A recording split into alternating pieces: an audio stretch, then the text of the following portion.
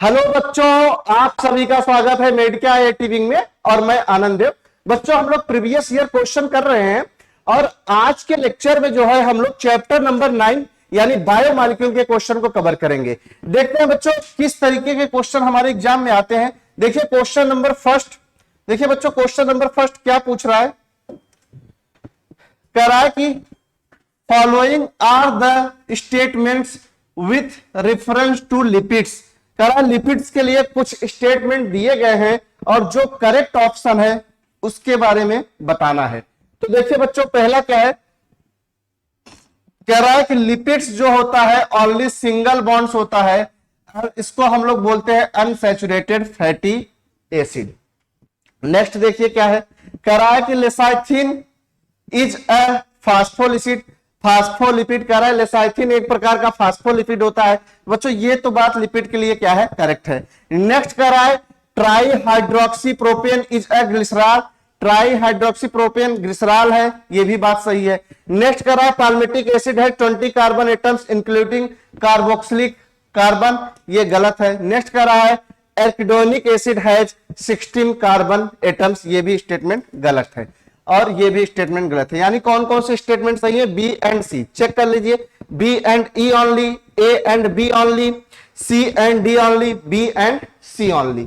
तो कौन सा स्टेटमेंट सही हो जाएगा बच्चों, बी एंड सी ओनली। ये बच्चों नीट 21 का आया हुआ क्वेश्चन था जिसमें हमारा दो स्टेटमेंट सही हो गया। एक लेसाइथिन एक प्रकार का फास्फोलिपिड है, दूसरा ट्राई हाइड्रोक्सी प्रोपेन एक ग्लिसरॉल है। नेक्स्ट चलते हैं,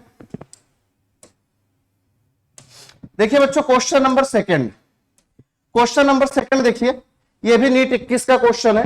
देखिए बच्चों इसमें क्या पूछ रहा है, कह रहा है कि identify the basic amino acid from the following. क्या इनमें से कौन सा बेसिक अमीनो एसिड होगा, पहला टायरोसिन, दूसरा ग्लूटामिक एसिड, तीसरा लाइसिन और चौथा वेलिन। तो बच्चों हम लोग जानते हैं इनमें से बेसिक अमीनो एसिड कौन होगा, इनमें से बेसिक अमीनो एसिड कौन होगा बताइए। बेसिक अमीनो एसिड इनमें से होगा बच्चों कौन, लाइसिन। लाइसिन जो होता है वो कैसा होता है, बेसिक अमीनो एसिड होता है। यानी क्वेश्चन नंबर सेकंड में सी वाला ऑप्शन क्या हो जाएगा, करेक्ट हो जाएगा। नेक्स्ट क्वेश्चन की तरफ चलते हैं। देखिएगा बच्चों अगला क्वेश्चन, देखिए क्वेश्चन नंबर थर्ड। तीसरे क्वेश्चन में देखिए क्या पूछ रहा है, कह रहा है कि two functional group characteristics of sugar are. कह रहा है कि दो फंक्शनल ग्रुप का पाया जाना करेक्टर होता है शुगर का, इनमें से कौन कौन से फंक्शनल ग्रुप पाए जाते हैं। पहला ऑप्शन है हाइड्रोक्सी एंड मिथाइल, दूसरा है कार्बोनिल एंड मिथाइल, तीसरा है कार्बोनिल एंड फॉस्फेट, चौथा है कार्बोनिल एंड हाइड्रोक्सिल। तो बच्चों हम लोग जानते हैं कौन सा करेक्टर जो है फुलफिल करता है, वो होता है carbonyl, carbonyl and hydroxyl, carbonyl and hydroxyl.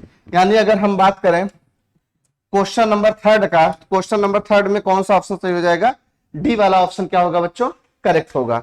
Next question की तरफ चलते हैं। देखिएगा अगला क्वेश्चन,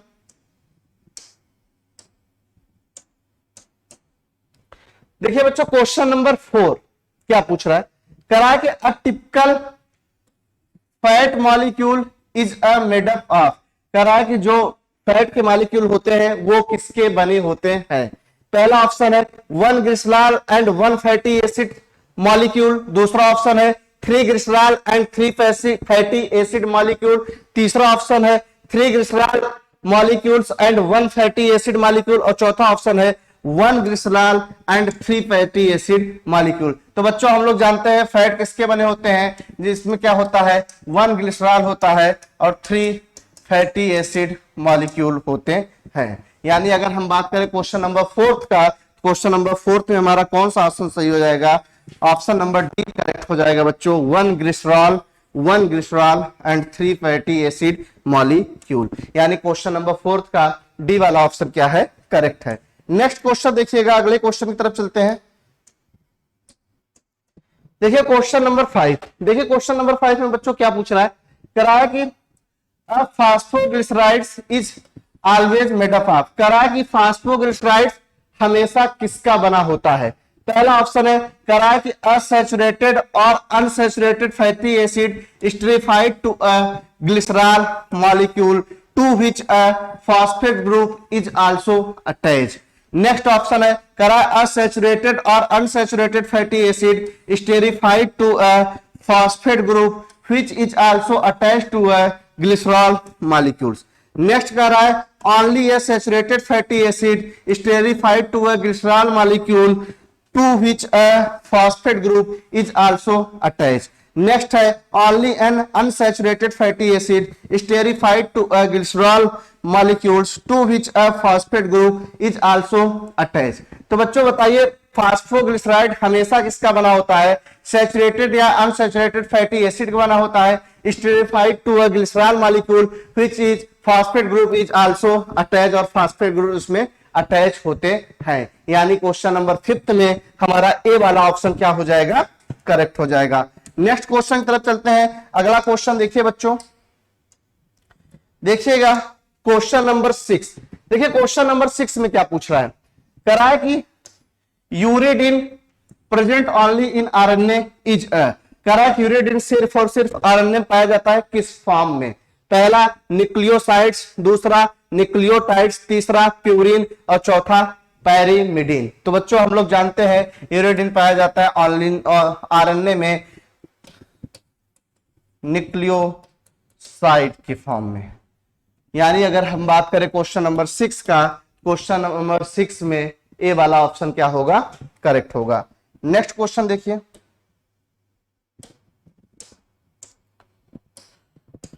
देखिए बच्चों क्वेश्चन नंबर 7 देखिए क्या पूछ रहा है, देखिएगा कह रहा है which of the following are not secondary metabolites in plants, कह रहा है कि इनमें से कौन सा सेकेंडरी मेटाबोलाइट्स नहीं है प्लांट के केस में, पहला रबर एंड गम्स, दूसरा मॉर्फिन कोडीन, तीसरा अमीनो एसिड्स ग्लूकोज, चौथा बिनब्लास्टिन और कुर्कुमिन।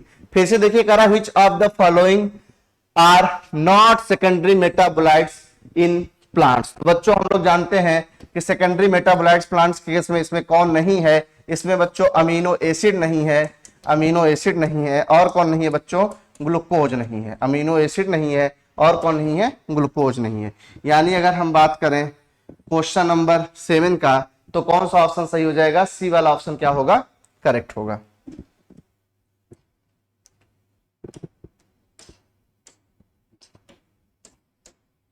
देखिए बच्चों क्वेश्चन नंबर 8, देखिए क्वेश्चन नंबर 8 में क्या पूछ रहा है, कह रहा है कि आइडेंटिफाई इनकरेक्ट पेयर, कह रहा है कि इनकरेक्ट पेयर को आइडेंटिफाई करिए। पहला ड्रग्स कह रहा है राइजिन, दूसरा एल्केलॉइड्स कह रहा है कोडिन, सही है, टॉक्सिन कह रहा है एब्रिन, ये भी सही है, लेसाइथिन कह रहा है कॉन्केवेलिन, ये भी सही है, तो ड्रग्स राइजिन ये गलत है। यानी बच्चों कौन सा ऑप्शन सही हो जाएगा, अगर हम बात करें क्वेश्चन नंबर 8 का तो यहां पे ए वाला ऑप्शन क्या होगा, करेक्ट होगा। क्वेश्चन नंबर 8 में हमारा ए वाला ऑप्शन क्या है, करेक्ट है। नेक्स्ट क्वेश्चन की तरफ चलते हैं। अगला क्वेश्चन देखिएगा, देखिए बच्चों क्वेश्चन नंबर 9, क्वेश्चन नंबर 9 में देखिए क्या पूछ रहा है, कह रहा है कि secondary metabolites such as nicotine, strychnine and caffeine are produced by a plant of their, कह रहा है कि सेकेंडरी मेटाबोलाइट जैसे निकोटीन, स्ट्राइकिनिन और कैफीन को इनमें से किससे प्राप्त करते हैं या किस चीज के लिए यूज करते हैं, nutritive value, growth response, defence action, effect on reproduction, किस चीज के लिए बच्चों यूज किया जाता है बताइए, डिफेंस एक्शन। यानी अगर हम बात करें क्वेश्चन नंबर 9 का, क्वेश्चन नंबर 9 में बच्चों कौन सा ऑप्शन सही हो जाएगा, सी वाला ऑप्शन क्या होगा, करेक्ट होगा। अगले क्वेश्चन की तरफ चलते हैं। नेक्स्ट क्वेश्चन देखिएगा, देखिए बच्चों क्वेश्चन नंबर 10, क्वेश्चन नंबर 10 में देखिए क्या पूछ रहा है, कह रहा है कि कॉनकैनेवेलिन ए क्या होता है। कॉनकैनेवेलिन बच्चों हम लोग जानते हैं क्या होता है, ये एक प्रकार का क्या है, लेसिथिन है, क्या है, लेसिथिन है। देखिए कॉनकैनेवेलिन ए इज पहला अ पिगमेंट्स, दूसरा एन एल्केलॉइड्स, तीसरा एन एसेंशियल ऑयल, चौथा अ लेसिथिन। तो बच्चों कॉनकैनेवेलिन ए क्या होता है, लेसिथिन होता है। नेक्स्ट क्वेश्चन की तरफ चलते हैं। अगला क्वेश्चन देखिए, देखिए बच्चों क्वेश्चन नंबर 11, देखिए क्वेश्चन नंबर 11 में क्या पूछ रहा है, कह रहा है कि which one of the following is the most abundant protein in animals, कह रहा है इनमें से कौन सा मोस्ट एबंडेंट प्रोटीन है एनिमल के केस में। पहला हीमोग्लोबिन, दूसरा कोलेजन, तीसरा एन इसेंशियल ऑयल और चौथा इंसुलिन। तो बताइए बच्चों मोस्ट एबंडेंट प्रोटीन एनिमल के केस में कौन सा होगा, कोलेजन होता है। कौन होता है बच्चों, कोलेजन होता है। तो अगर हम बात करें क्वेश्चन नंबर 11 का, क्वेश्चन नंबर 11 में कौन सा ऑप्शन सही हो जाएगा, बी वाला ऑप्शन करेक्ट हो जाएगा। मोस्ट एबंडेंट प्रोटीन एनिमल्स में क्या होता है, कोलेजन होता है। नेक्स्ट क्वेश्चन की तरफ चलते हैं, अगला क्वेश्चन देखिए।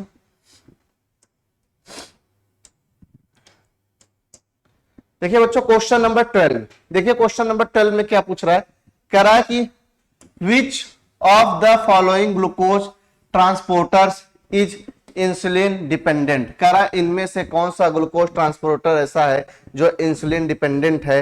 पहला GLUT4, दूसरा GLUT फर्स्ट, तीसरा GLUT सेकेंड और चौथा GLUT थर्ड। तो बच्चों हम लोग जानते हैं जो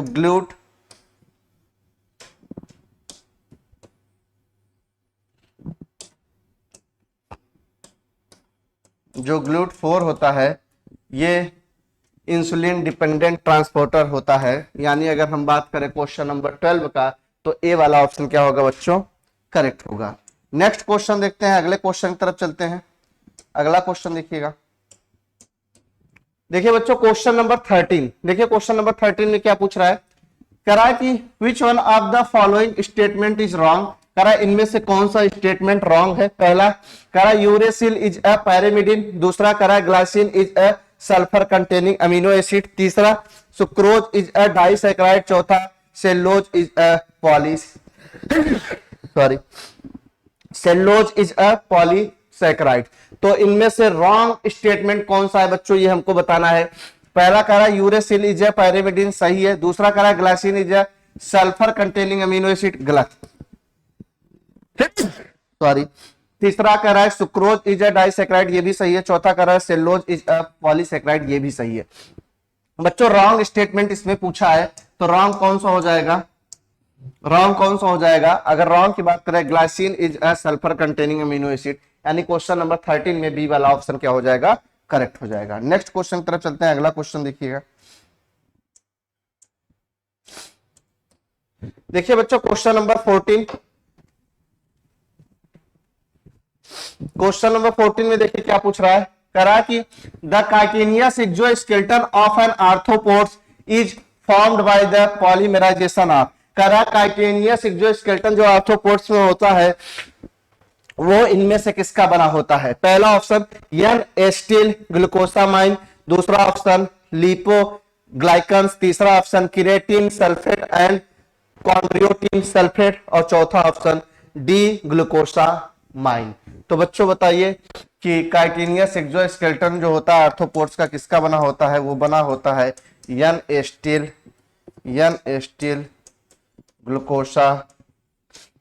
एस्टिल ग्लूकोसामाइन का। यानी अगर हम बात करें क्वेश्चन नंबर 14 का, क्वेश्चन नंबर 14 में ए वाला ऑप्शन क्या हो जाएगा, करेक्ट हो जाएगा। नेक्स्ट क्वेश्चन देखिए बच्चों, अगले क्वेश्चन की तरफ चलते हैं।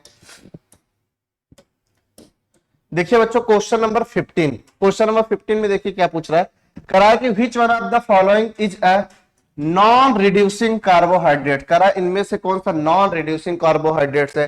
पहला ऑप्शन है माल्टोज, दूसरा ऑप्शन है सुक्रोज, तीसरा ऑप्शन है लैक्टोज, चौथा ऑप्शन है राइबोज 5 फास्फेट। तो बच्चों बताइए इनमें से कौन सा नॉन रिड्यूसिंग जो है कार्बोहाइड्रेट होता है, कौन सा होता है बच्चों बताइए। सुक्रोज जो होता है ये नॉन रिड्यूसिंग कार्बोहाइड्रेट होता है, यानी क्वेश्चन नंबर 15 का बी वाला ऑप्शन क्या हो जाएगा, करेक्ट हो जाएगा। नेक्स्ट क्वेश्चन देखिएगा,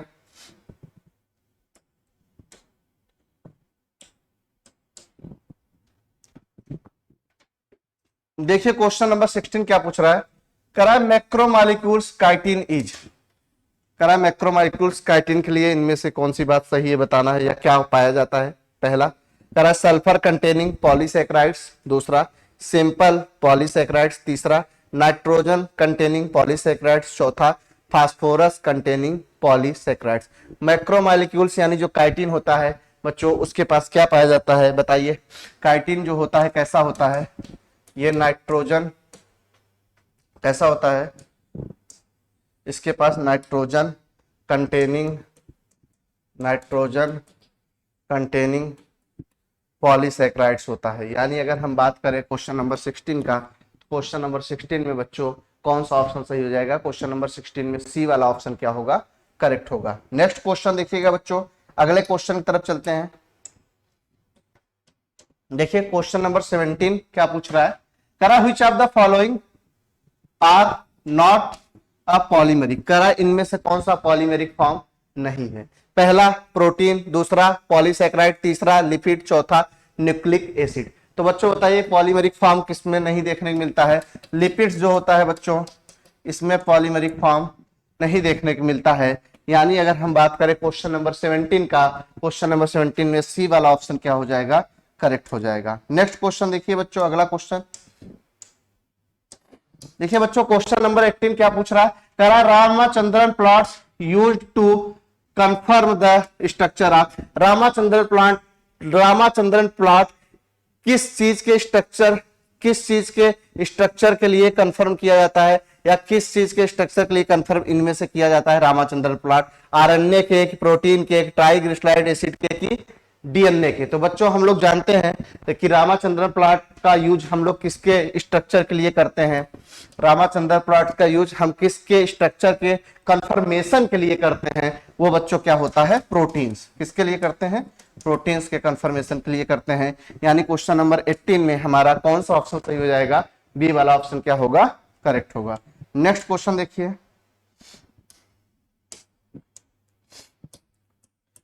बच्चों क्वेश्चन नंबर 1916 का आया हुआ क्वेश्चन है, क्या पूछ रहा है, करा which of the following is a least likely to be involved in stabilising the three dimensional folding of most protein.